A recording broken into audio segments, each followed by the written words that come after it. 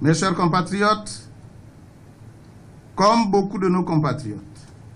j'ai désormais pour ma part l'intime conviction qu'en 5 ans, M. Ali Bongo Ondimba a déjà ruiné toutes les chances d'une véritable transition.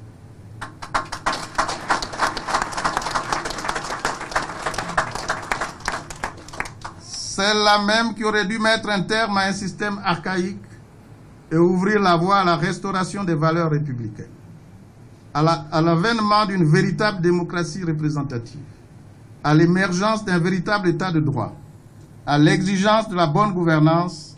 et à l'organisation des modèles structurants de développement économique adaptés aux spécificités de notre pays.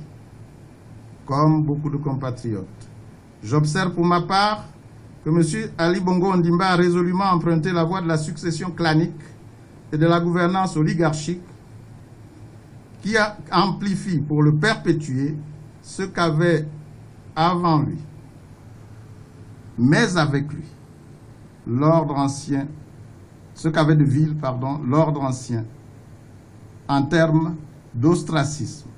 d'injustice, de discrimination multiforme, de brimade, de vexation, d'intrigue, d'intimidation ou de violence.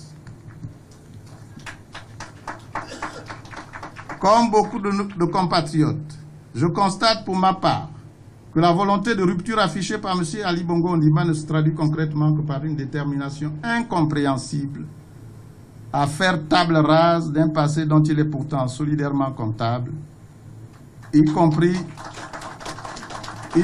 en s'attaquant honteusement au patrimoine historique de la nation, à l'image de la destruction de la Cité de la démocratie ou encore de l'hôpital Jean Ebot. Comme beaucoup de compatriotes, je suis convaincu pour ma part que la volonté affichée d'organiser une nouvelle administration du pays visant des standards internationaux ne se manifeste à l'évidence qu'à travers la création de multiples agences et sociétés étatiques ou para-étatiques, lesquelles agences ou sociétés n'ont pour réelle vocation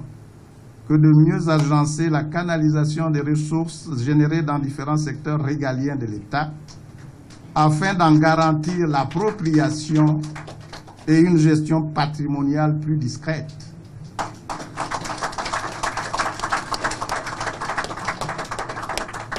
Comme beaucoup de compatriotes, je me rends compte que l'État est obstinément autiste, incapable de discernement pour répondre aux attentes réelles et prioritaires des Gabonais, qu'une partie de l'administration aux ordres est devenue arrogante, peu soucieuse du service public, que la trahison permanente du peuple et l'achat des consciences sont devenus les vertus les mieux partagées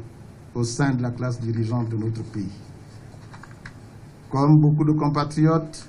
je note pour ma part que le pays est visiblement pris en otage par des néo-Gabonais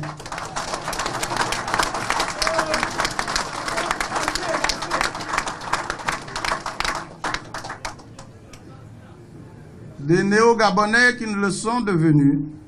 que pour se servir impunément et non pour servir le Gabon, notre pays. Comme beaucoup de compatriotes, j'observe pour le déplorer que seule l'ascension sociale sans palier, la cupidité et l'enrichissement à tout prix peuvent expliquer l'adhésion aveugle à l'occultisme, l'instrumentalisation à tout vent, la versatilité et la vocation politique d'une certaine frange de nos concitoyens. Comme pour beaucoup de compatriotes, il est désormais évident pour ma part que le pouvoir en place a délibérément renié les valeurs supérieures qui sanctifient la dignité et la justice, subliment le travail et l'équité, prônent la solidarité et le partage réel, valeurs qui fondent entre autres la paix et la stabilité dans un pays. Comme beaucoup de compatriotes, je relève que le développement du pays se réduit au développement du pouvoir de l'État, avec le renforcement de son emprise territoriale dans l'optique inavouée de sa pérennisation. Comme beaucoup de compatriotes, j'observe que le pouvoir politique ne communique désormais avec le peuple gabonais qu'à travers les symboliques du drapeau, de l'hymne national, de la carte du territoire, qu'à travers des éléments de représentation du pouvoir ou des grands événements sportifs ou festifs.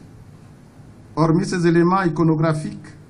aucun projet fédérateur aujourd'hui n'unit les Gabonais dans leur vie de tous les jours. Comme beaucoup de compatriotes, je constate que le Gabon, notre pays, est subitement et tristement devenu une curieuse plateforme du superfétatoire, de l'ostentatoire et des effets d'annonce.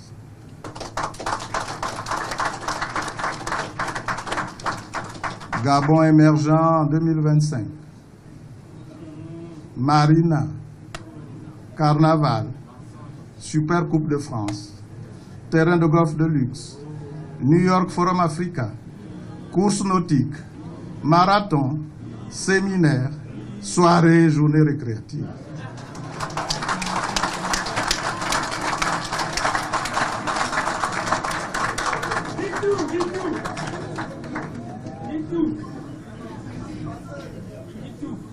Tout est fait